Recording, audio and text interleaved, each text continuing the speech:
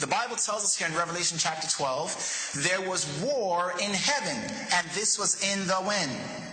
Beginning. There was war in heaven. Michael and his angels fought against who? The dragon, and the dragon fought and his angels against who? Against Michael. Who was the dragon's war against? It was against, what's that word there? That name, Michael. So there are two sides in this war. There is the dragon and his angels, and then there is Michael and his angels. And we see here that the dragon is out to destroy or overpower who? Michael. It says, but he prevailed not, neither was their place found any more in heaven. Revelation 12, 7 and 8. And the question is, prevailed not in doing what? What did Lucifer, Satan, want to do to this Michael? Before we find that out, we need to find out first, scripturally speaking, who is this Michael, which is also called the archangel in Scripture? Well, if we go to the book of Daniel chapter 12 verse 1, we read about this Michael again. And in Daniel 12 verse 1 it says, and at that time shall who? Michael stand up. And who is Michael, everyone? The great who? Prince, which standeth for the children of thy people. Now this angel, Michael the archangel, here is called the great prince, which stood for Israel. And there shall be a time of trouble such as never was since there was a nation, even to that same time. And at that time thy people shall be delivered, everyone that shall be found written in the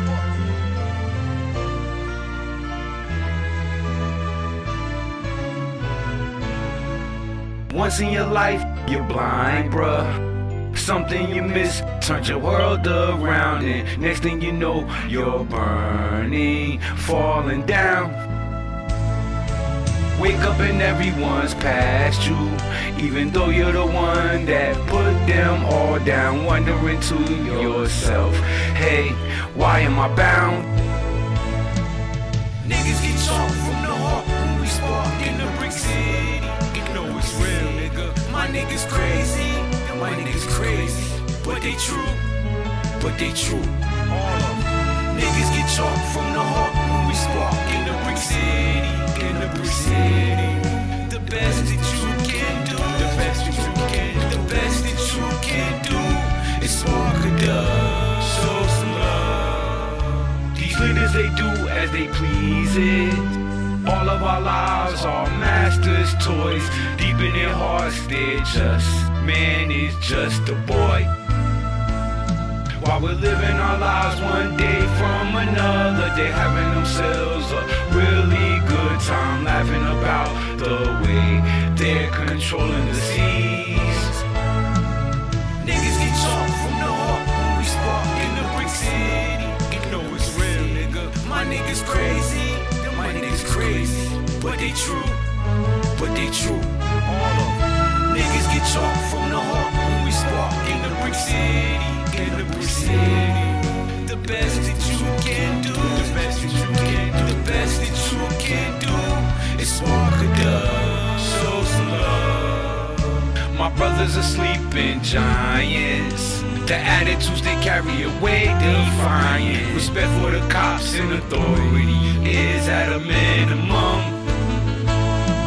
They're killing our people like death is a sports game. Raping our children like blame has no shame. Keeping us quiet from a riot by offering us fortune and fame. Niggas get chalked from the heart when we spark in the brick city. You know it's real, nigga. My niggas crazy. My niggas crazy, but they true, all of them. Niggas get chalked from the heart when we spark in the brick city, The best that you can do, the best that you can do is spark a dub. Niggas get chalked from the heart when we spark in the brick city. You know it's real, nigga. My niggas crazy, but they true, all of them. Niggas get chalked from the heart when we spark in the brick city, The best that you can do, the best that you can do is It's Walker Dub. Show some love.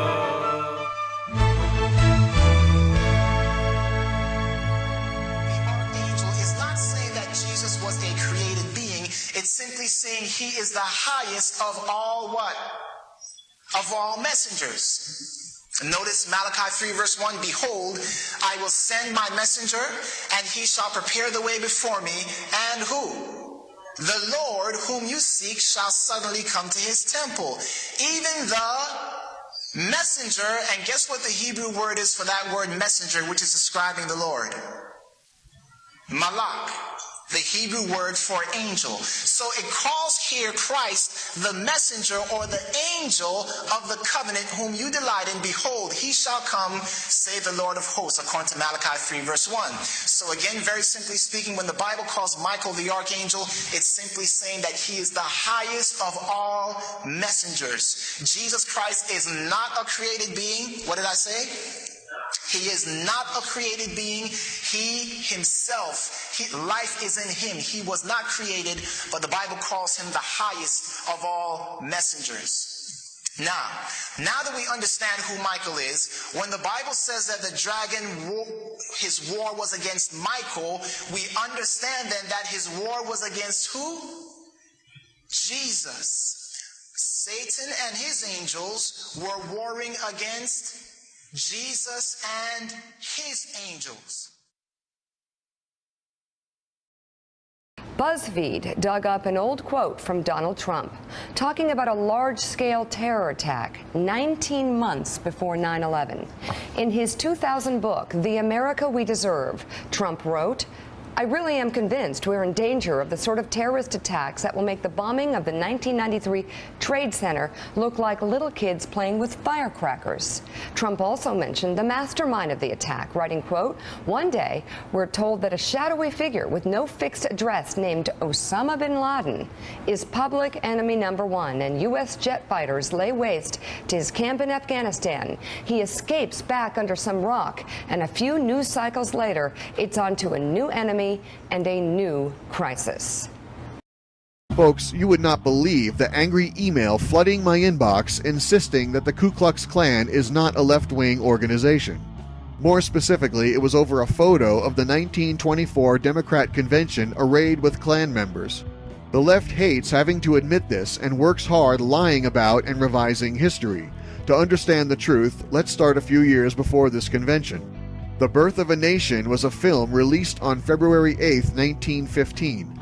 The 3-hour silent movie, directed and co-produced by D.W. Griffith, was adapted from the novel and play The Klansman, an early attempt to revise the history of the Ku Klux Klan and its roots in the Democrat Party. Just as in the recent play featuring a mock assassination of President Donald Trump, this film allowed leftists to get their jollies reliving the Democrats' actual assassination of President Abraham Lincoln. Republicans are shown to be bent on violently punishing the South for slavery, while the KKK is depicted as an honorable and heroic organization fighting against right-wing oppression, a complete fabrication. The film was also very controversial for its portrayal of blacks as unintelligent and sexually aggressive towards white women by white actors with blacked-out faces. It is an extremely despicable and racist film, not to mention a complete lie. At the time of the film's release, Democrat President Woodrow Wilson was desperate to revive the Ku Klux Klan in response to massive immigration following World War I, and despite outrage by the NAACP, he held several viewings of the film at the White House for members of his cabinet and others. He was very successful, and thanks to his efforts, by 1924, the KKK was once again very popular among Democrats, and that year had a significant presence at the Democrat National Convention held at Madison Square Garden from June 24th to July 9th, complete with destruction of effigies of Klan opposer Al Smith, violence against blacks, and cross-burning. And they were not just mere Democrats. These Klansmen were Democrat Party delegates engaged in this violent activity. Also known as the Klan Bake, the 1924 Democrat Convention set a few records, among them being the most ballots required to choose a presidential candidate at 103, and at 16 days, it was the longest continuously running convention in the history of the United States. A major point of contention occurred when Forney Johnston of Alabama tried to include condemnation of the Ku Klux Klan in the Democrat Party platform, which failed after a number of debates. One speaker denounced the fact that the event was being held in what he called Jew York. When the smoke finally cleared, it was John W. Davis who secured the Democrat nomination. Thankfully, he lost to Republican Calvin Coolidge. Those are the cold hard facts, folks. The KKK is historically a leftist organization and militant arm of the Democrat Party. To my leftist friends out there, you have no reason to be upset with me. If you find the Ku Klux Klan despicable, your solution is simple. Join the Republican Party. Thank you for listening. You better believe that I hate the people that took this girl and raped her brutally. You better believe it. And it's more than anger, it's hatred. And I want society to hate them. In New York City in the late 80s and early 90s, the case of the Central Park jogger was notorious. In April of 1989, a white woman who had been jogging was found brutally raped and beaten nearly to death in Central Park. Not long after the woman was discovered, 4 black teenagers, 1 Latino teenager were charged and jailed for the crime. The gruesome case whipped up an unbelievable hysteria throughout the city, the media ginning up fears with headlines about wolf packs and roving gangs and wilding. But the 5 boys, ages 14 to 16, had falsely confessed to the crime after hours of police interrogations. They were later tried, convicted, and sentenced to prison. But vindication for the group, known as the Central Park 5, came in 2002, when a convicted murderer and rapist confessed to the crime. And that confession was then corroborated by DNA. The prison sentences of the Central Park 5 were overturned, but by that time they had already served between 5 and 13 years. The Democratic Party and the Republican Party are ran by the same people, the Vatican and England's Queen. America and the rest of the world have been being played like clowns. They've been taking our lives and killing us one at a time, or many at a time. No matter who you vote for, you still are voting for the same party and direction. Accepted millions of dollars in foundation donations from countries where being gay is an offense punishable by prison or death. My administration will speak out against the oppression of women, gays, and people of different beliefs. To defeat Islamic terrorism, we must also speak out forcefully against a hateful ideology that provides the breeding ground for violence and terrorism to grow. Common thread linking the major Islamic terrorist attacks that have recently occurred on our soil, 9/11. Put option bets on the decline in 911-related airline and insurance stocks skyrocketed by a whopping 600% just before 911, which means that somebody knew about the attacks before they happened. Who exactly were those somebodies? Merrill Lynch and HSBC, Morgan Stanley Dean Witter, the Bank of America, weapons manufacturer Raytheon, the Lehman Brothers, General Motors, Swiss Re, Munich Re, and AXA Re Insurance Company, which owns 25% of American Airlines. These insiders bought put options through Deutsche Bank. Most demanding clients trust Deutsche Bank to perform. Deutsche Bank, a passion. Buzzy Krongard, the former executive director of the CIA, just happened to be the manager of Deutsche Bank. And so the profiteers from 911 were not Osama bin Laden or his band of U.S.-trained Arabs. They were blue-chip Israeli, U.S., and British businessmen. Within the first week, the 911 producers sucked up $40 billion in box office profits from U.S. taxpayers who were hypnotized, terrorized, and traumatized by the infinite rerun. I heard a loud voice in heaven saying, "Now is come salvation and strength and the kingdom of our God and the power of his anointing." Right, now is come salvation. You know, at that time when this is right here, when this is speaking, this is the angel flying throughout the heaven saying it, a loud voice rather. It says, and I heard a loud voice saying in heaven, "Now is come salvation and strength and the kingdom of our God and the power of his anointing. For the accuser of our brethren is cast down, which accused them before our God day and night." The accuser of the brethren is the so-called white man, who is Esau. Okay, that's his biblical name. He's known as the accuser of the brethren because, like the elders have brought out, so-called white man, knowing that we're in captivity, the elites of the society, the Rockefellers, the Rothschilds being the number one, they have their warlocks and their witches, in which they consult with evil spirits, and they've been doing for a long time, and they seek to overthrow the house of Israel. Trump was placed to continue the mission of the Jesuits. Attacked His name is listed on the .com website in the cast section for this video, listed as a club patron. Here's the link. Amazing. There's the IMDb listing.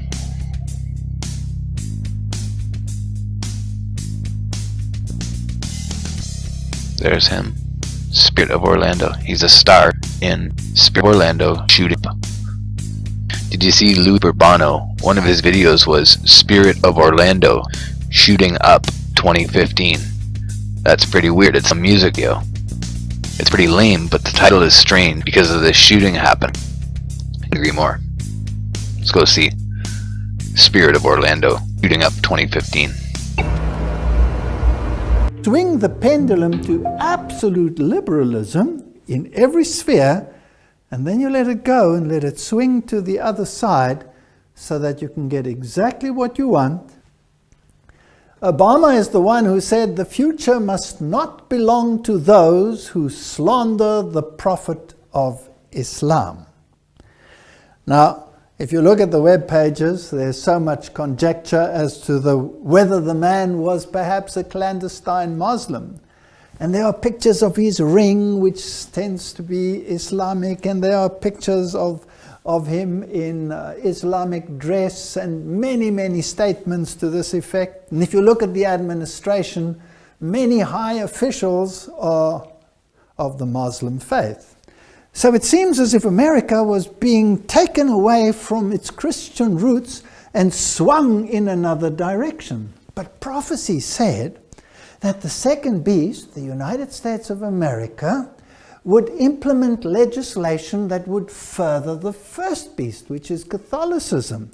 And therefore it must be a Christian nation bringing about Christian legislation. And here you had Obama taking the mindset in a totally opposite direction. This is a brilliant Hegelian dialectic. Whether he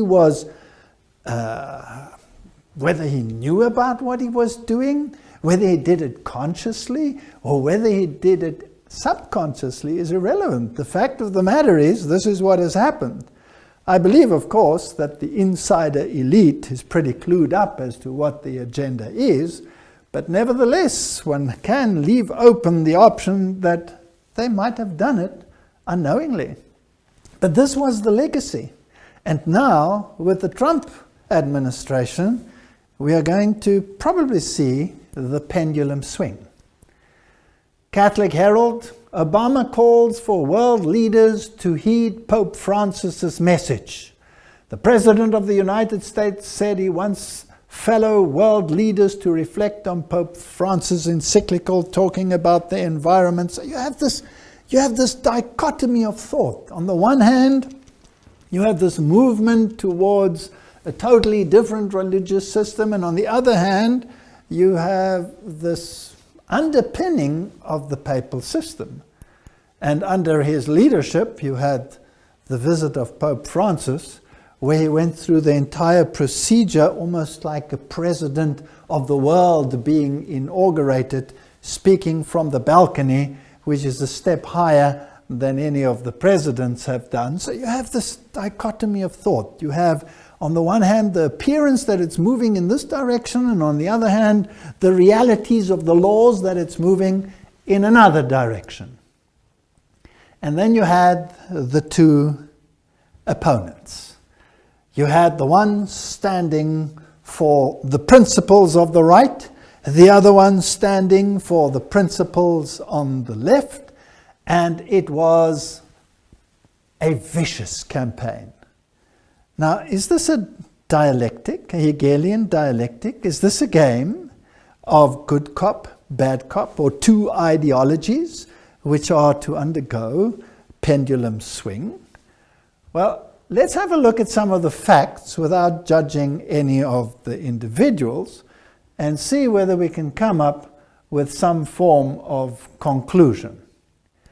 Here we have the famous supper, the so-called charity supper that takes place just before the election, where you have the Archbishop of New York, who always is the head of the Knights of Malta, in America, where he has this meal with the candidates that are to be elected for president. And you can see the jovial nature. This is church and state at its best. And the two of them smiling next to Cardinal Dolan. Now it's interesting when you look at the actions of these individuals, you also get this idea of this dialectic. I mean, if you take the Cardinal, for example, the papacy will make one statement, a very conservative statement, let's say with regard to lifestyle choices or contraception. The papacy will make one statement, and the people who are supposed to live it out will do exactly the opposite. So you're confused. You're thinking, why are the Jesuits and the Knights of Malta doing the exact opposite of what the papacy has just proclaimed? Why do you have this dichotomy of thought? Well, you see, in this thinking, there's this yin-yang aspect. The white aspect and the black aspect, well, they augment each other. The one cannot exist without the other, so they say, in this yin-yang philosophy. So even within the ranks of the church, you have this dichotomy of thought. Now, the two candidates, as we will see, fit the bill in every single aspect. If you go to the web pages and you look at the bloodlines of the American presidents, then it is a known fact that all the presidents that have, reigned in the United States have all been related. So let's have a look at what the media has to say. If all presidents are related, which of the 2017 candidates will be the next president? As it turns out, both Trump and Hillary Clinton are related to John of Gaunt, a 14th century royal. Gaunt was the first Duke of Lancaster, who was the son of King Edward III. According to MyHeritage, Trump is related through his mother, Mary Ann McLeod, back to his 17th grandfather, John Beaufort, while Clinton is related through her father and the Rodham family back to the 17th great-grandmother, Joan Beaufort. The two candidates are 19th cousins, and so they both have the right bloodlines to continue this lineage. Now, that's another story as to why they should all be related, and it's fascinating that the Bible doesn't speak about the presidents of the world, it speaks about the kings of the world. And it really, over the course of history, hasn't mattered which of the candidates has won, because the candidates have always both been in the same bloodlines. Here are the American presidential bloodlines. Here's another page that explains this. Did you know all 44 US presidents have carried European royal bloodlines into office? 34 have been genetic descendants of just one person, Charlemagne, the brutal 8th century king of the Franks. Now, that's a fascinating story, because Charlemagne is, of course, the one who was crowned emperor of the Roman Empire, the new Roman Empire, and the Pope was crowning him whilst his kingdom was falling apart. So he's a symbol of this unity of the world under one leadership, the papacy. And then if we go to Edward III of England, in fact, the presidential candidates with the most royal genes has won every single American election. Now, it seems as if Trump and Hillary had exactly the same lineage, so it didn't really matter which one of the two won. This information comes from Burke's Peerage, which is the Bible of aristocratic genealogy based in London. Every presidential election in America since and including George Washington in 1789 to Bill Clinton has been won by the candidate with the most British and French royal genes. Of the 42 presidents, To Clinton, 33 have been related to two people, Alfred the Great, King of England, and Charlemagne, the most famous monarch of France. So it goes on. 19 of them are related to England's Edward III and has 2,000 blood connections to Prince Charles. The same goes with the banking families in America. George Bush and Barbara Bush are from the same bloodline, the Pierce bloodline, which changed its name from Percy when it crossed the Atlantic. Percy is one of the aristocratic families of Britain to this day. They were involved in the gunpowder plot to blow up Parliament at the time of Guy Fawkes. Now that's even more fascinating, because that was a Jesuit plot to overthrow the Protestant government in the United States. So if all these bloodlines belong to these individuals that overthrew Protestantism, well, that would be an interesting plot for the puppet masters to work on behind the scenes. But we're just looking at the facts, so let's continue. The Mail online predicted or showed that The Simpsons predicted a Donald Trump presidency, and it didn't end well. Time travel episode from 2000 featured broke nation relied on aid from China. Now, as we have seen in some of the previous series that we have made, The Simpsons the writers of The Simpsons are all probably insider individuals with more knowledge about what is going to happen in the world than most would deem possible.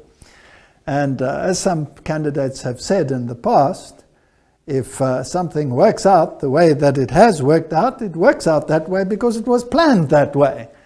So there is that element, but there is also, of course, an element of luck maybe involved as well.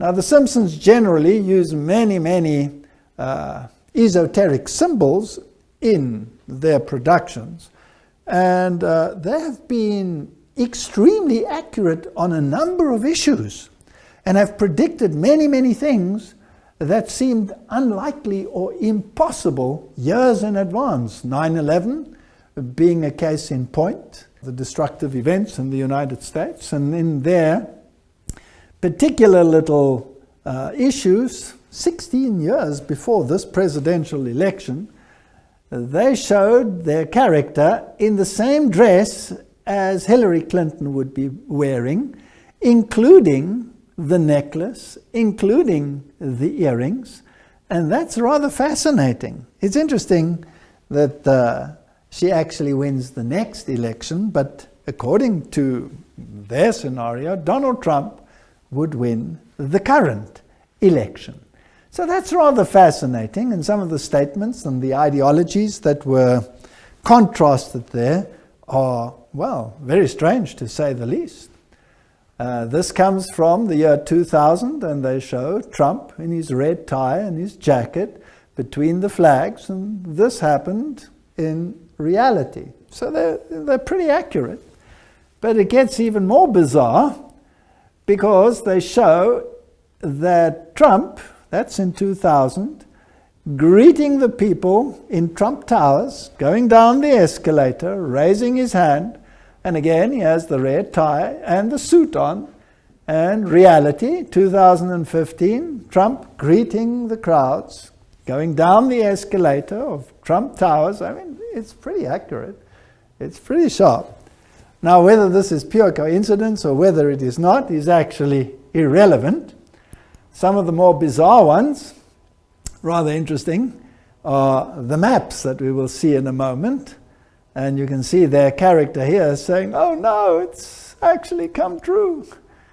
And this is the map that has been going around where they show what the distribution of the votes would be, but this is actually not quite accurate because this one was actually one that they used in the Romney campaign, so it doesn't apply to that previous one. But nevertheless, it's interesting that they show these red demographics, and of course this picture has changed in the present one, so you can not really use this one.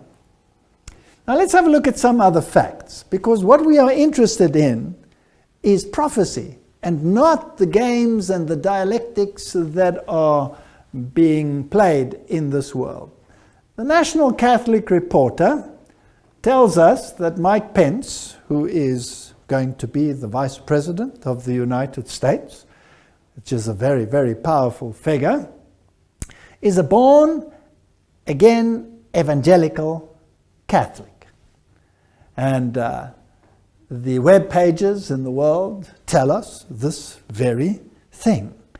Now, that's somewhat of a misnomer, and a few years ago, that would not have been a possibility. To be a born-again evangelical Catholic would be considered an oxymoron. It would be impossible.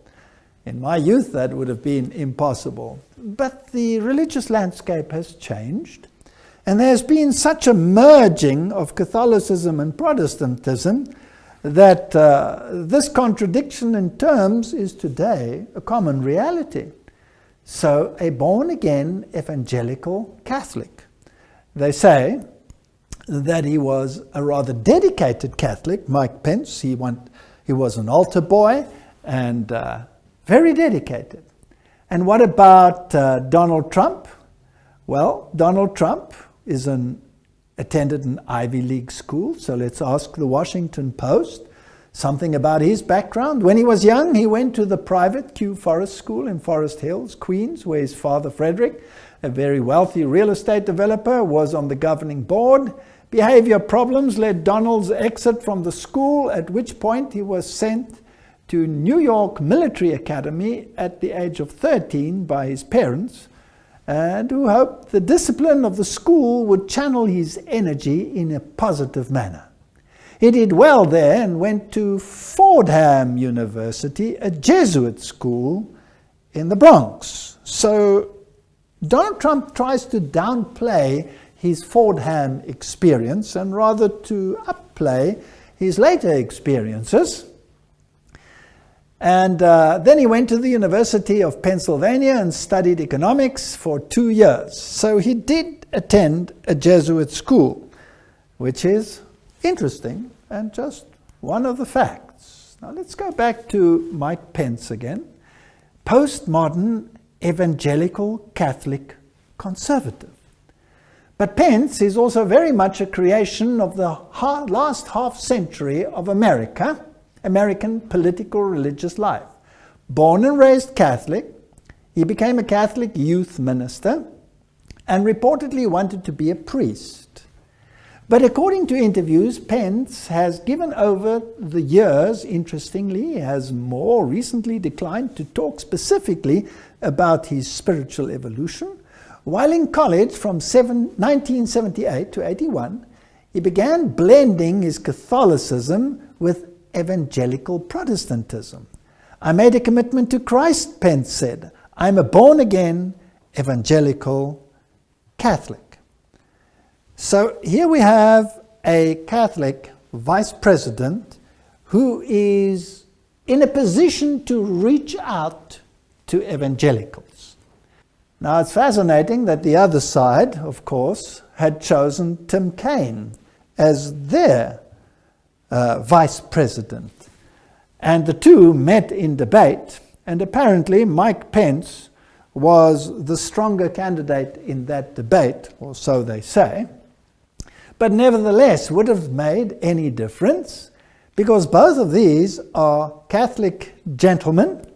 And let's have a look what the Harvard Divinity School tells us about Tim Kaine and Mike Pence and faith.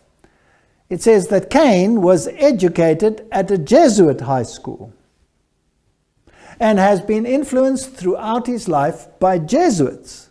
Often seen as progressive and open-minded in the US, he's also been called a Pope Francis Catholic. What does it mean to be a liberal Catholic reformer? Now, this is rather fascinating. So you have these high-profile Catholics as vice presidents, the one wanting to be a priest and was an altar boy, and the other one, all his training in Jesuit environments. Now, it's interesting that the Jesuits themselves say, or Ignatius Loyola said, that if you have to choose sides, then a Jesuit can choose one side and represent it to the point of death, while a fellow Jesuit may choose the opposite side and defend that to the point of death. That is the Hegelian dialectic, and it's fascinating how it works. So it really wouldn't have mattered which one of these two would have become the vice president, and it really wouldn't have mattered which one of these two would have become president. Now, before I even talked about this, I thought that Hillary Clinton would probably fit the modern profile somewhat better, but I also said it doesn't matter which one of them wins. But now on reflection, it becomes rather interesting that it went the way it went. Now, in the discussion here with these people from Harvard, Donald Trump's running mate, Governor Mike Pence, described himself as a born-again evangelical Catholic. Is this an unusual faith mix? And what does this combination say about his public service? And the answer? I'm not quite sure what Governor Pence intends to affirm by a born-again evangelical Catholic. He comes from an Irish Catholic background, was raised as such during college, Indiana Hanover College. He had an evangelical religious experience under the influence of a non-denominational group. However, in the following years, he still considered himself a Catholic, went to Mass, worked as a youth minister at a Catholic church, and even thought of becoming a priest. However, in the mid-1990s, he joined the Grace Evangelical Church, which is affiliated with the Evangelical Free Church in America. One could describe it as a Baptist denomination. It was, however, the church to which he started to take his family in Indianapolis. At that time, he described himself as a Christian, conservative, Republican, in that order.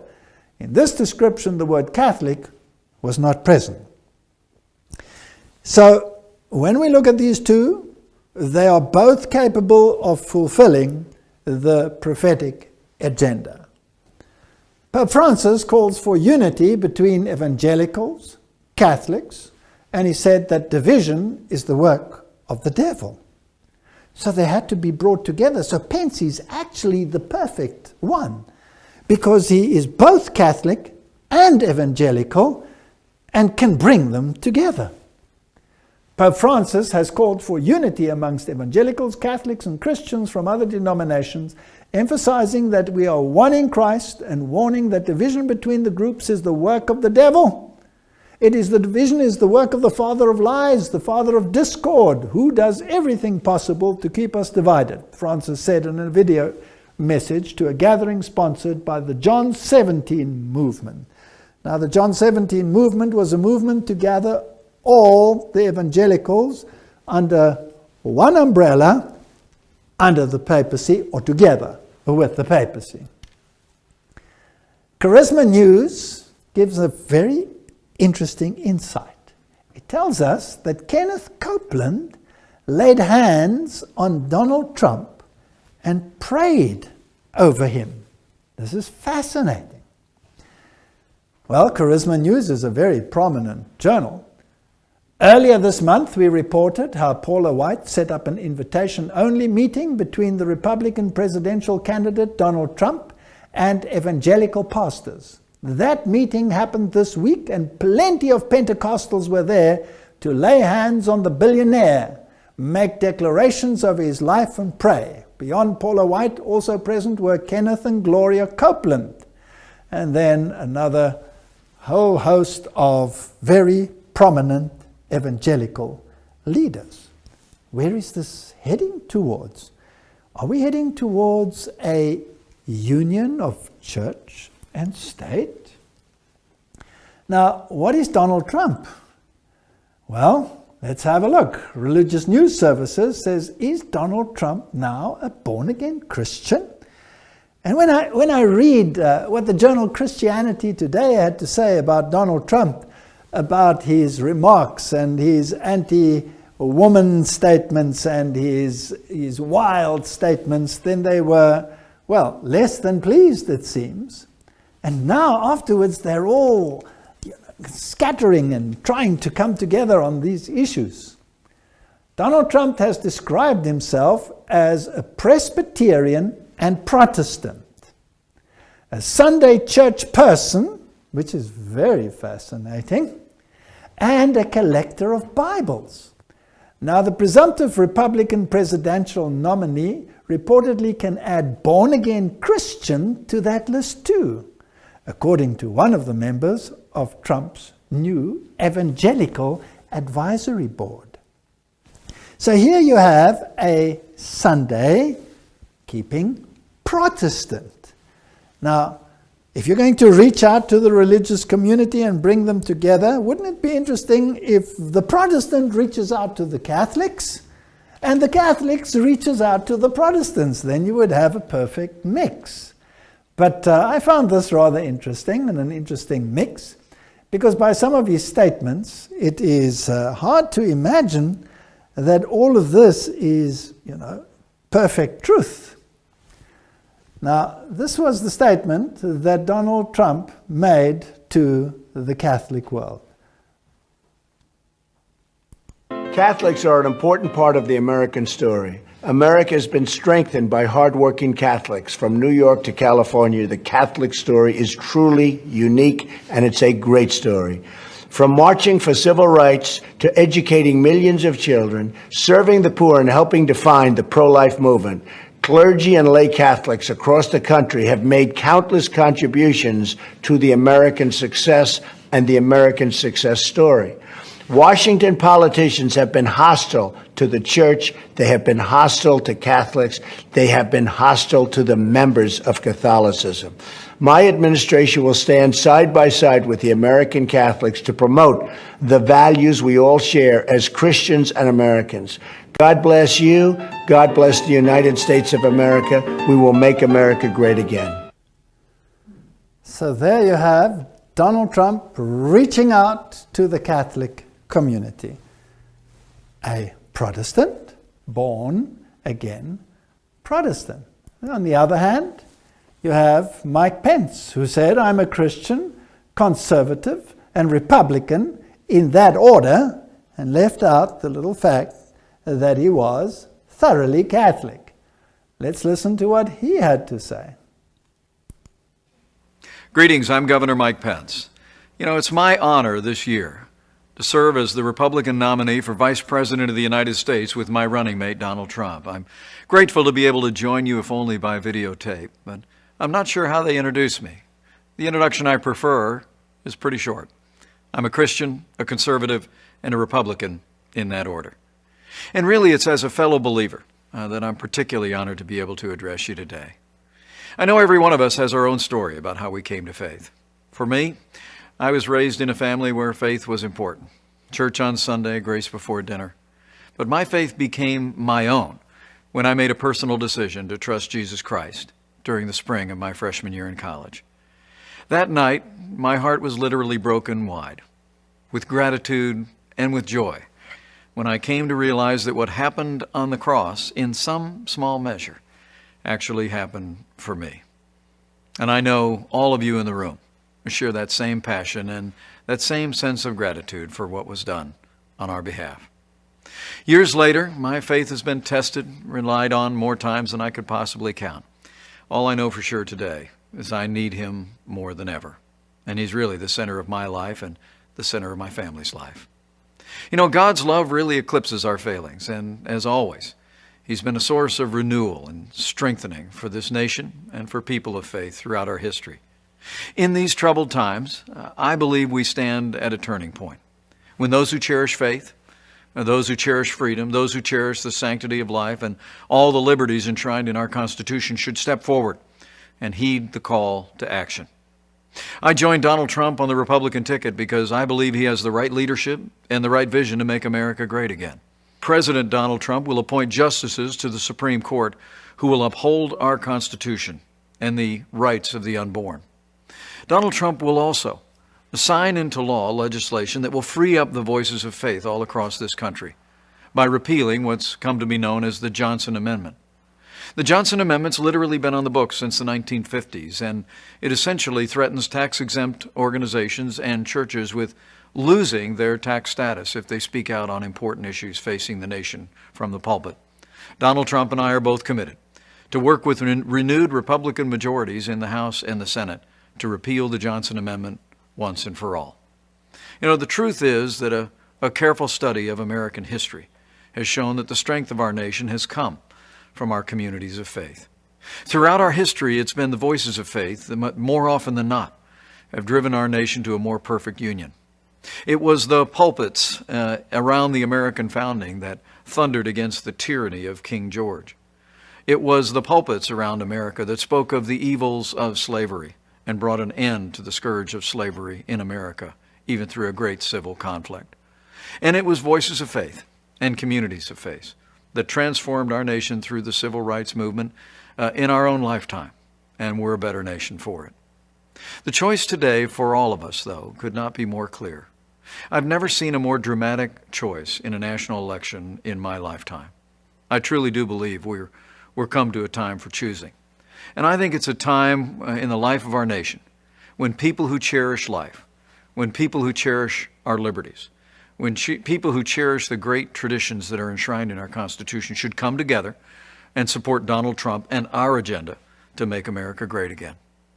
In these troubled times at home and abroad, challenging times for American families, I'd like to encourage you to do one more thing, and that is to bow the head and bend the knee in the days that remain in this election. Pray for our country. But as you do so, please pray as Lincoln said was his prayer. Not so much that God would be on our side, but that we would be, in his words, on God's side. Because I truly do believe in my heart of hearts that what's been true for millennia is still true today. That if his people, who are called by his name, will humble themselves and pray, he'll again do as he's always done throughout the storied history of this nation. He'll hear from heaven, and he'll heal our land. This one nation, under God, indivisible, with liberty and justice for all. Thank you for giving me the opportunity to address you today. May God bless you, your families, this community of faith, your church, and may God continue to bless the United States of America.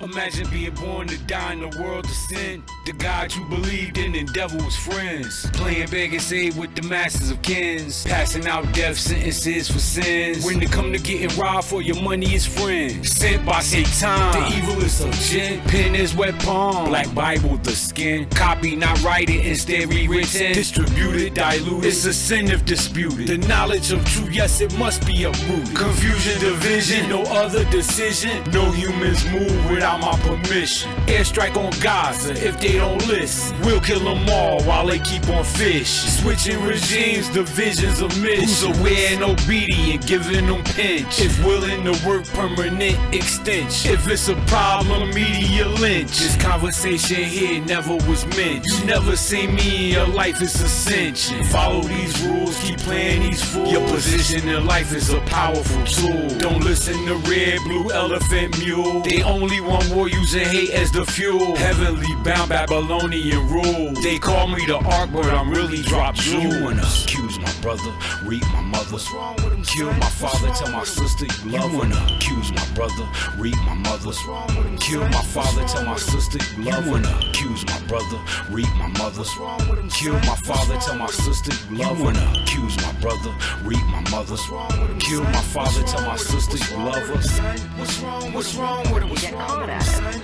Put option bets on the decline in 911 related airline and insurance stocks skyrocketed by a whopping 600% just before 911, which means that somebody knew about the attacks before they happened. Who exactly were those somebodies? Merrill Lynch and HSBC, Morgan Stanley Dean Witter, the Bank of America, weapons manufacturer Raytheon, the Lehman Brothers, General Motors, Swiss Re, Munich Re, and AXA Re Insurance Company, which owns 25% of American Airlines. These insiders bought put options through Deutsche Bank. Most demanding clients trust Deutsche Bank to perform. Deutsche Bank, a passion. Buzzy Krongard, the former executive director of the CIA, just happened to be the manager of Deutsche Bank. And so the profiteers from 911 were not Osama bin Laden or his band of U.S.-trained Arabs. They were blue-chip Israeli, U.S., and British businessmen. Within the first week, the 911 producers sucked up $40 billion in box office profits from U.S. taxpayers who were hypnotized, terrorized, and traumatized. You wanna accuse my brother, read my mother's wrong with him, kill my father, tell my sister you love her. You wanna accuse my brother, read my mother's wrong with him, kill my father, tell my sister you love her. You wanna accuse my brother, read my mother's wrong with him, kill my father, tell my sister you love her. You wanna accuse my brother, read my mother's wrong with him, kill my father, tell my sister you love her. What's wrong with him? What's wrong with him, son? What's wrong with him? What's wrong with him? Living in a world of lies, guided by one eye. They don't see what I see, and what I see don't lie. So why you walking around wondering why so many die? Looking around, seeing so many people cry. Standing on earth, talking to God in the sky, asking him why he don't send angels that could fly. Surround me with people that at least willing to try. Place me somewhere where everybody getting high. Everybody wanna lie, cheat, steal, and die. One day cake and eat it too, along with the pie. Caring less about the rules, unaware of the fry. Believing it a lot, thinking why should I apply? My hat's off, the cat's off, the nonsense. White America elite, this thing called coincidence. The last public heard behind government fence. If they have to, they'll murder. Bloody hands they can't rent. Burning documents, wiping off prints. Reporting news that don't make no sense. Hiding and ducking like shadows that's dense. Laughing and ducking like we in the rent. Cycle, I'm Michael, my pen is my rifle. My eyes are a weapon. If I look, I don't like. If you reach, I'ma strike. If I'm feeling threatened, ain't no telling what I might do. You wanna accuse my brother, read my mother's wrong with him, kill my father, tell my sister you love her. You wanna accuse my brother, read my mother's wrong with him, kill my father, tell my sister you love her. You wanna accuse my brother, read my mother's wrong with him, kill my father, tell my sister you love her. You wanna accuse my brother, read my mother's wrong with him, kill my father, tell my sister you love her. What's wrong with him? What's wrong with him, son? What's wrong with him? What's wrong with him?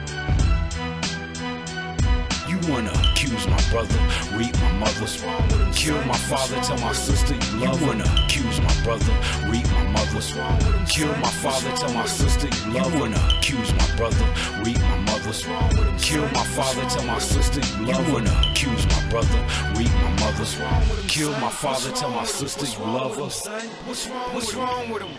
Put option bets on the decline in 911-related airline and insurance stocks skyrocketed by a whopping 600% just before 911, which means that somebody knew about the attacks before they happened. Who exactly were those somebodies? Merrill Lynch and HSBC? Morgan Stanley Dean Witter? Donald Trump, never one to shy away from controversial comments, isn't starting now. The reporters are calling all day, all night.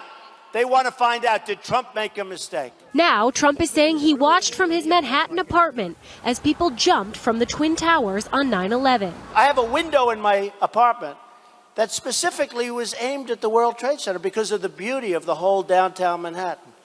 And I watched as people jumped, and I watched the second plane come in. While people were seen jumping from the towers that day, Trump's apartment in Midtown is roughly 4 miles from where the World Trade Center's towers stood. Many people jumped, and I witnessed it. I watched that. Trump also stubbornly defending his widely debunked claim that there were large crowds in New Jersey celebrating the day of the 9/11 attacks, pointing to a line in a Washington Post story published a week later that said law enforcement had detained people allegedly seen cheering on rooftops in Jersey City. Holding tailgate style. Tailgate. You know what that means? Tailgate. That means football games, Ohio State, thousands of people in parking lots, on roofs. While government officials and even the reporter who wrote that story say the investigation uncovered no such celebration, Trump points to his Twitter followers as evidence to the contrary. So all of a sudden, I'm getting all of these tweets. I saw it. I was there. I was this. But I saw it. I saw it. The GOP frontrunner's dubious claims don't appear to be damaging him in the eyes of voters. A new Quinnipiac University poll shows Trump leading the field with 25% support in Iowa. But he has a new chief rival, Texas Senator Ted Cruz, close behind at 23%, doubling his support from a month ago. Dr. Ben Carson rounds out the top 3 at 18%, dropping 10 points from October. So far, Trump has offered only kind words toward Cruz, but he's hinted that might change if Cruz started to rise. And Ted Cruz, Senator Cruz, has been so nice to me. I can't hit him. I may have to if he starts getting, like, really close. I may have to. From his earliest public appearances, Donald Trump was laying the groundwork for a presidential run, refining his instincts, polishing his reputation as a businessman, and seeking out ways to raise his profile. Our so-called allies are just ripping us off left and right with Japan and Saudi Arabia and Kuwait. They're just ripping this country off. And I can tell you, if I ever was in office, which is unlikely because I don't think I want to be, but if I ever was, that would not happen. By the year 2000, his image largely stabilized after the bankruptcies and public affairs of the 90s. Trump was once again toying with the idea of a White House bid. The President of the United States, Donald Trump. Sounds good. Trump decided not to run then, citing issues with the Reform Party. I'm not going to be running. The party is, as you know, self-destructing. But just as likely, Trump's decision was motivated by uncertainty. At the time, Trump couldn't be sure that he would meet even the 15% threshold that he would need in order to make the fall debates. I think the 15% is really trying to say that they don't want anybody trying to knock off the Democrats and the Republicans. They don't want a spoiler candidate. Excuse me, the people that set that rule were Democrats and Republicans. It's ridiculous. But if exposure was what Trump needed, he was about to strike gold. In January 2004, The Apprentice premiered.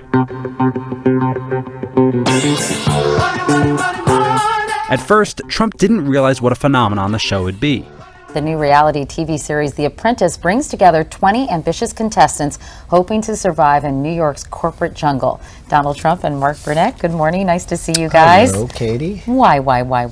I have absolutely no idea, But The Apprentice was a giant hit. You're fired! And when the season ended in April, Trump was ascending to new heights.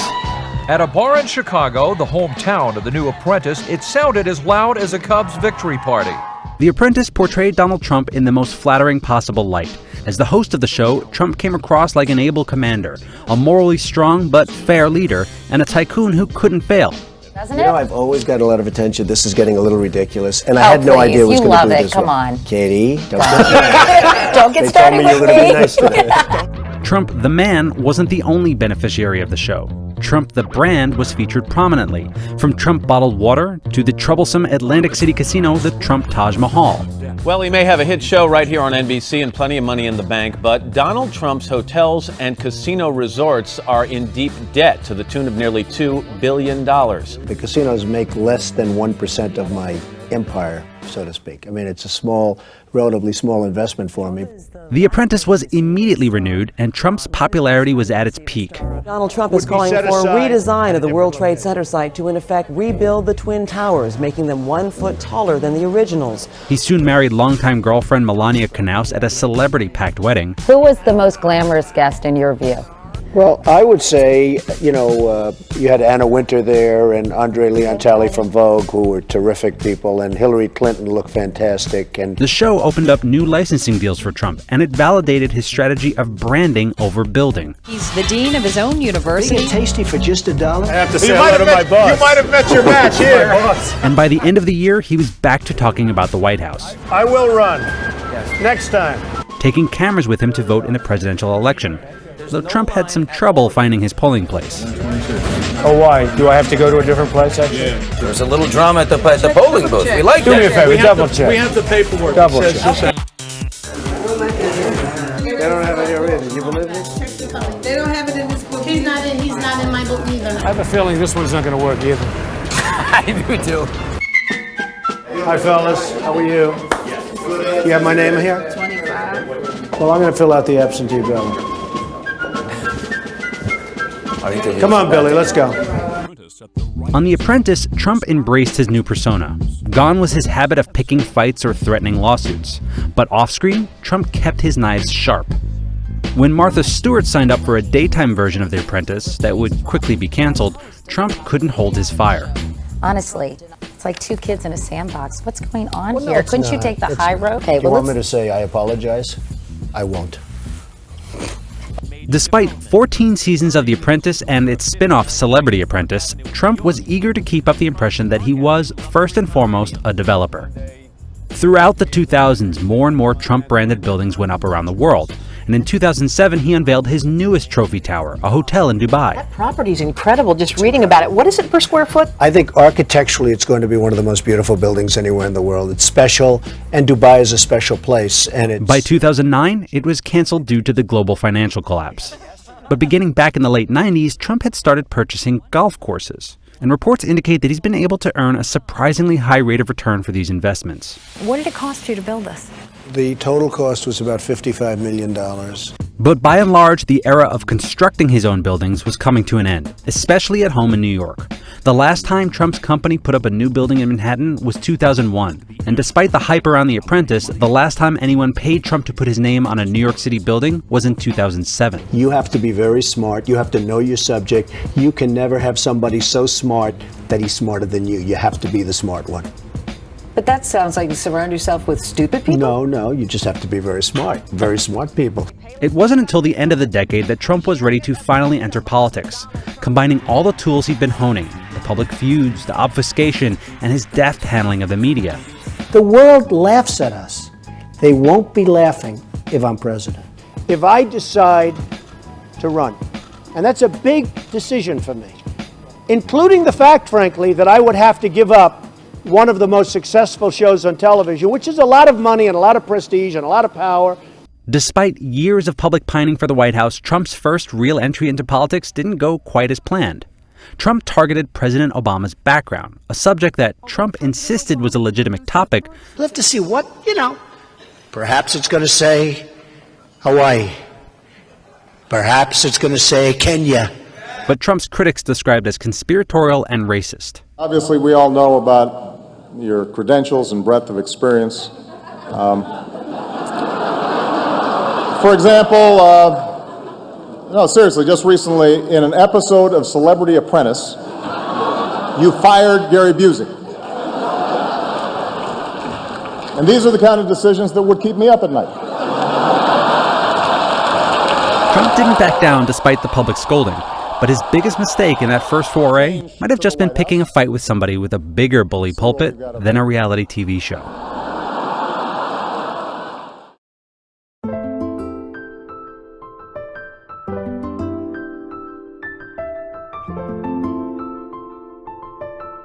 To the Heavenly Father, the children pray. Save me from the torture and the pain. Can you save me from the torture and the pain? Can you save me from the torture and the pain? Can you save me from the torture and the pain? Can you save me from the torture and the pain? Can you save me from the torture and the pain? Can you save me from the torture and the pain? Can you save me from the torture? To the Heavenly Father, the children pray. Daddy, I feel so alone without you. Trust me, boo, I feel the same way too. You my heart, my soul, my inspiration to the death. Your happiness is gonna take my last breath.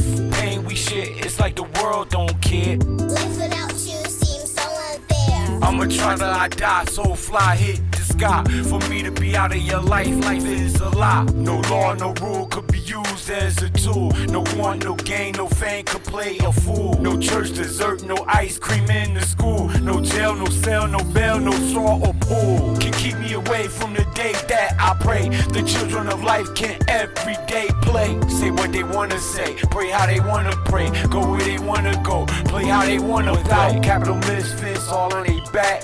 Government clansmen giving out crack. Hood henchmen lynching all the black. Misinformation, hiding the facts. Corporate bank criminals hiding the stacks. Daddy, what you mean by hiding the stacks? Baby, you have a lot to learn. I'm glad you are so interested in what Daddy has to offer. You know you my heart. You know I love you. I love you too, Daddy, but what you mean by hiding the stacks? Stacks of currency, money to grow, financial freedom, making the dough. Right now, baby, that's the only way to go. And since we of color, we making it slow. That's why my people living in stress. I'm a target since I'm black. Sadly, child, yes. Why they don't like us? Lord knows the reasons the seasons change. Only God knows what's on their brains. Murdering the races as if it's a game. Criminal is law, injustice is shame. Selling your soul for fortune and fame. Born in the world where your your life is sustained. Nothing to gain but a longer life to live. Sacrifice to receive, wanting to give. Daddy, I thought God was gonna help us. Baby, God has helped us enough. It's time for us as a people to wake up and help ourselves. To the Heavenly Father, the children pray. Save me from the torture and the pain. Can you save me from the torture and the pain? Can you save me from the torture and the pain? Can you save me from the torture and the pain? Can you save me from the torture and the pain? Can you save me from the torture and the pain? Can you save me from the torture and the pain? Can you save me from the To the torture and Heavenly the pain? Father, the children pray. Now I lay me down to sleep. I pray the Lord my soul to keep. If I should die before I wake, I pray the Lord my soul to take. I love my mother, my father too. And trust me, child, we both love you. I miss you both when you're not around. We on our job, we're heaven bound. Everything we do in life's a test.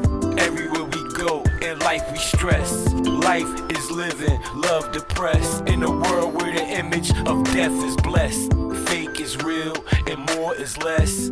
Fact is fiction and truth is guess. Righteousness banned and lies oppressed. With this war in heaven, no wonder God had to rest. To the Heavenly Father, the children pray. Save me from the torture and the pain. Can you save me from the torture and the pain? Can you save me from the torture and the pain? Can you save me from the torture and the pain? Can you save me from the To torture the and Heavenly the pain? Father, the children pray.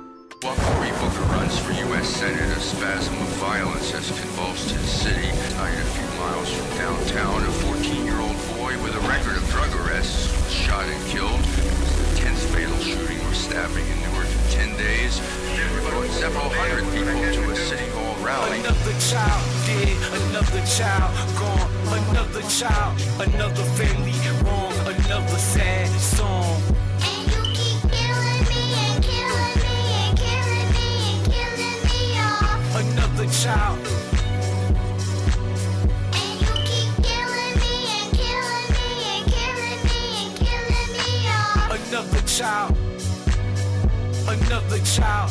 Daily news, main rotation, death of a child, loss of a nation, lack of a union, need of a tribe, part of a culture trying to survive. Hidden from truth, corporate lies, erasing the proof with government spies, killing the masses, daily routine, secret war, changing regime, silence and fear, used as a tool, law as a weapon, used as a rule. Innocent child used as a shield, life is a gift, death is a deal. Unaware die, criminal live, thieves receive righteous gifts. Soldiers will wait on belong, bullets fly, another child gone. Another child dead, another child gone.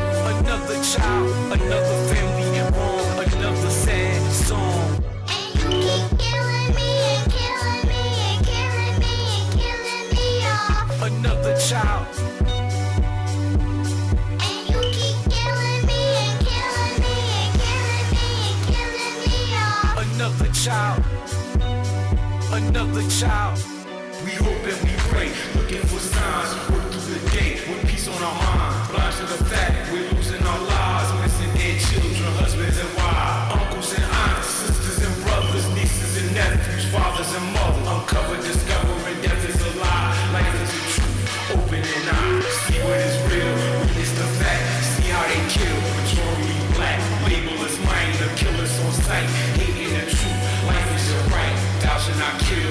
Original law, blood being spilled, flesh in the raw. Nations rebuild, nations destroyed, patience and will fill every void. Spiritual guidance, the keys to life. The word is mightier than the knife. Another child dead, another child gone. Another child, another family wrong, another sad song. And you keep killing me and killing me and killing me and killing me off. Another child. And you keep killing me and killing me and killing me and killing me off. Another child, another child. Prisons are built, hospitals closed, schools restructured, jobs ain't cool. Capital punishment, don't fit the crime. Waiting for justice, wasting our time. Airplanes falling out of the sky, ships keep sinking, wondering why. Death keeps coming, nobody knows. Mass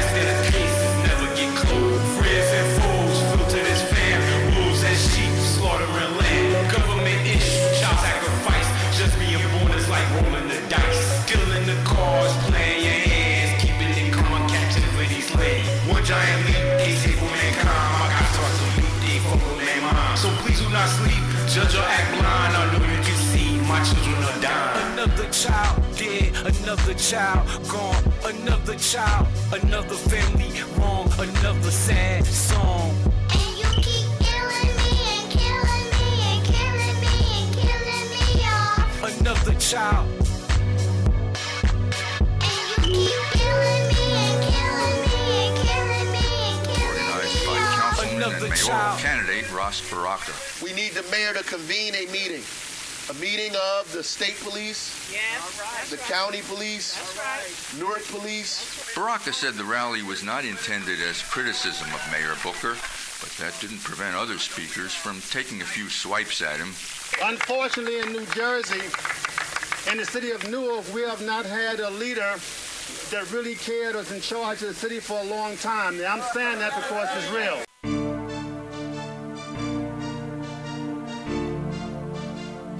If I don't care, who cares?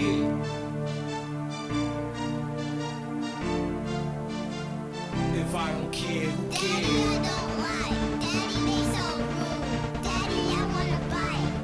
If I don't care, who cares?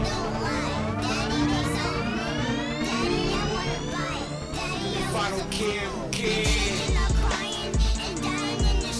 Who cares? If I don't care, who cares?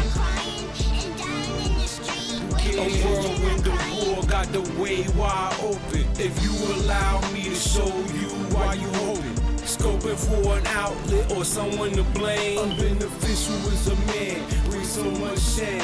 Not to mention without pension, we be all broken dead. If not chasing rocks, facing the cop shot in the head. While the news channel scandals about chasing the bread. We scramble like Rambo, shaking guns off our heads. Murderous is law and criminal the fed. Secret is the service of the mass bloodshed. When the children are crying and dying in the street. Who When cares? the children are crying. If I don't care, who When the cares? children are crying and dying in the street. Who When the cares? children are crying.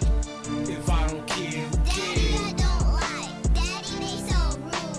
Daddy, I wanna fight. Daddy, If I don't care, who cares? I don't like. Daddy, they so rude. Daddy, I wanna fight. Daddy, If I don't care, who cares? NRA, graveyard ship. Death is the motive, being alive is a gift. Life is the key, open your mouth up the truth. Can set your world free, giving glory to the youth. Getting is a council of evil-minded men. Smiling in your face like they forever friends. Planning your execution, the solution to their group. Now they underground cause they took away the root. Dropping soul in the college, in the prison just the same. Now your manhood is took from the frat and hazing game. Walking around with your enemies as if it's a game. Forced to live in shame in a world full of pain. To blame is yourself cause you got yourself stuck. Living like a dog duck with your tail tucked. Your boss is your enemy, you got it. If I don't care, who cares? and dying in the street. Who When the cares? children are crying. If I don't care, who cares?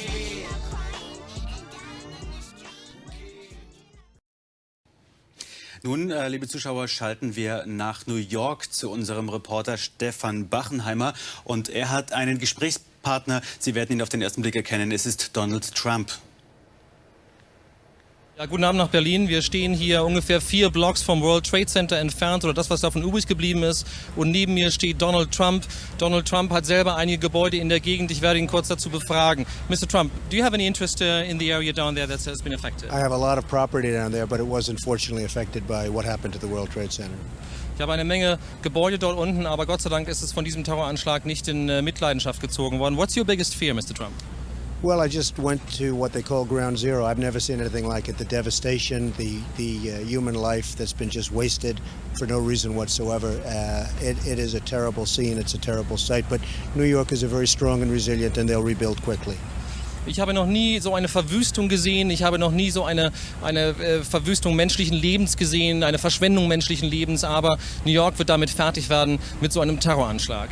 Mr. Trump, what should be the response to this attack? How should the U.S. respond to such a devastating? Well, I think they have to respond quickly and effectively. They have to find out exactly what the cause was, who did it, and they have to go after these people because there is no other choice. And then secondarily, and much less importantly, we have to rebuild in some form that will be just as majestic as the World Trade Center. Also die USA müssen auf diese Verwüstung, auf diesen Terroranschlag so deutlich wie möglich und so schnell wie möglich antworten. Und vor allen Dingen sagt er, wir werden wieder ein Gebäude bauen, was noch majestätischer ist als das World Trade Center. Will you be involved? Will you take any efforts, any steps to reconstruct the area? Well, I have a lot of men down here right now. We have over 100 and we have about 125 coming. So we'll have a couple of hundred people down here. And they're very brave and what they're doing is amazing. And we will be involved in some form in helping to reconstruct.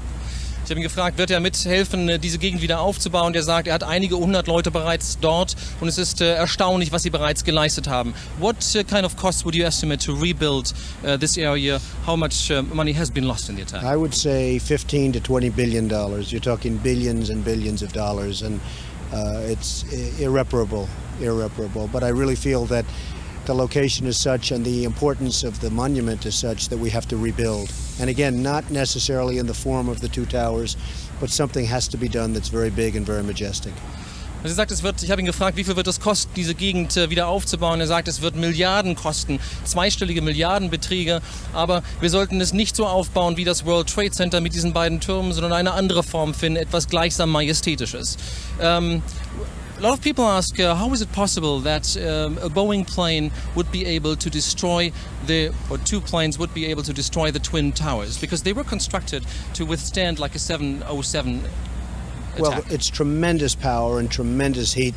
And people were willing to die, and when they're willing to die and when they're willing to become kamikazes of a sense, there's very little you can do about it. I mean, the heat and the power, actually it was amazing that the initial jolts didn't jar the building as much as people would have thought. But the tremendous amounts of fuel that was dumped on the building and 1,600 degrees temperature, I guess that's probably more than anything could take, no matter what. Ich habe ihn gefragt, wie kann es denn passieren, dass diese Gebäude von einem Flugzeug zerstört werden? Die Twin Towers waren gebaut worden, um auch dem Ansturm einer Boeing zu widerstehen. Er sagt, es ist die unglaubliche Hitze, die sich entwickelt hat, die Aufschlagkraft, das Benzin, was diese Gebäude zu Fall gebracht hat. Man kann gegen solche Dinge nichts tun. When do you think we will start to rebuild? Well, I would hope it would really be very quickly. A lot of great genius people in the city, and I think that within a shorter period of time than first we have to get rid of what's there, and we have to save as many lives as possible, if that is possible. Today they found 5 people under the rubble, which is amazing, alive. But after that process takes place, I think they can start thinking about rebuilding, absolutely. Ich habe ihn gefragt, wann werden die Wiederaufbauarbeiten beginnen. Er sagt, wir müssen erst natürlich das Leben retten und diese ganzen Aufräumarbeiten vonstatten bringen und dann gleich beginnen, wieder aufzubauen. Vielen Dank, Mr. Trump. Danke. Thanks a lot. Ja, danke. I have been on their cover like 14 or 15 times. I think we have the all-time record in the history of Time magazine. The audience was the biggest ever, but this crowd was massive. Look how far back it goes. This crowd was massive. I guess it was the biggest electoral college win since Ronald Reagan. Obamacare covers very few people. The fake media goes, Donald Trump has changed his stance on China. I haven't changed my stance. Now, the Paris Agreement, they all say it's non-binding. Like hell, it's non-binding. From the trivial to the important, those are just some of the lies that the New York Times included in its massive new list of every lie Donald Trump has told in the first 154 days of the Trump presidency. The list of Trump lies filled an entire page of the New York Times, yesterday's print edition of the New York Times. It includes only what the Times calls demonstrably false statements. The Times reports that Donald Trump publicly told a lie on 20 of his first 40 days in office, when the Times used what it called a broader standard, one that includes his many misleading statements. It found that he said something untrue every day for the first 40 days of his presidency, and on 74 out of 113 days after that. An example of what the Times called misleading was the president exaggerating military spending in the Middle East. Joining us now, Stuart Thompson, who co-wrote the piece on Trump's lies. He is the graphics director for the opinion section of the New York Times. And Stuart, first of all, thank you, because just right on one piece of paper, I can just carry around good for the first I don't know, few hundred days. So this we have to hope is a recurring feature of the New York Times every 2-3 months, something like that, please. It might be. You can raise my subscription personally to cover whatever this costs, okay? Yeah. I will personally kick that in. Where did the idea come from to put it all down? Well, David Leonhardt, columnist at the New York Times, had written about lies several times, and he included in one of his columns a paragraph where he listed a bunch of lies. And I talked to him about that and thought maybe if we, looked at the whole universe of statements that he made, we could put together a big list and sort of give a nice gestalt view of the entire list of lies that he's made since his inauguration. This is an especially fascinating moment for me because I have been saying Trump and lie in the same sentence since, I guess, 2011 when he first opened his mouth about the president's birth certificate. The rest of the news media was very, very reluctant to do that. The New York Times did not say the word lie with the word Trump until September of 2016. Is that correct? That sounds right. Yeah, so like basically in the closing section of the presidential campaign. Are there any regrets at the Times about that? I mean, I understand the struggle that the major newspapers went through on this question, but I noticed at that time, New York Times, LA Times, everybody kind of broke out at the same time, it seems like. Yeah, it seemed like there was a bit of a tonal shift in the coverage around that time. I think what's unique about this piece is that it's an opinion piece, and it's the subjective view of David and I to evaluate those claims. But we have seen the news section occasionally they'll call something a lie, but we can use a sort of broader standard. Right. But this also could have been done during the campaign. I mean, at any point during the campaign for the last month, this could have been done. Yeah, definitely. And we only picked it up since the inauguration. But we got a lot of comments from people saying, you could extend that back, like you said, back to the birther movement. What was the response to this? It went online. This appears in the Sunday opinion section, so in print appears yesterday. But I think I first saw it on Friday. Yeah, it went up on Friday afternoon, and very quickly was I think it was the top article all weekend, top opinion piece, and yeah, it was a very, very popular thing on social media as well. And when you and David studied this, were there moments where you just started to be? You probably thought you knew what you were getting into. Did your understanding of what you were doing change by the time you got to the end of it? Yeah, it was difficult to put together, and we had over 400 false statements that we were able to fact check, and we had to cull that list down, and that took a lot of debate to really decide what we thought was qualified as a lie versus just some kind of falsehood.